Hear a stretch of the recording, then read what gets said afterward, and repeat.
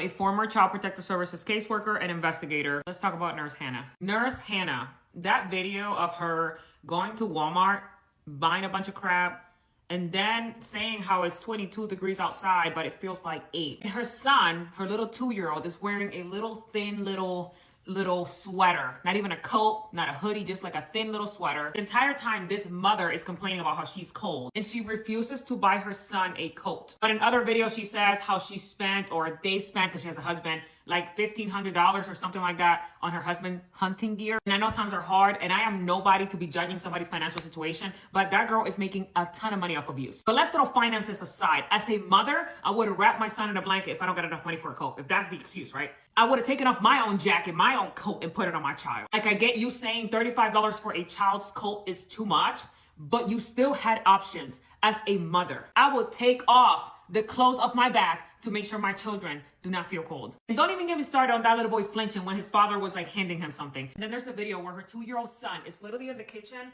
on a chair, and this woman, this mother, yanks the chair and he literally collapses and falls on the floor. You literally hear him hit the ground. Something else that I noticed is that that child often has marks and bruises. And I do get that 2-year-olds are extremely active, but when she showed her child in, like, I don't know if it was underwear or like a diaper, I saw a concerning amount of bruises in like this region right here. There's also the bruises in the face. There's also the videos where she like taunts the child with food, where the child is showing signs of hunger and he wants the food and he wants to eat the food that everybody's eating. And they like take it away. Or that video where they're in the car and the child's like hungry and they bought like fast food for her and her husband.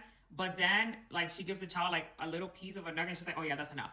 That's enough. You don't need to eat anymore. But he's like showing that he wants more food. And you know something about me? I trust behavior patterns before I trust the words coming out of your mouth. Like, in general, people usually like to say a lot of things like, I'm a good person, I'm a good mother, I am kind, I am nice. But their behavior patterns is who they are.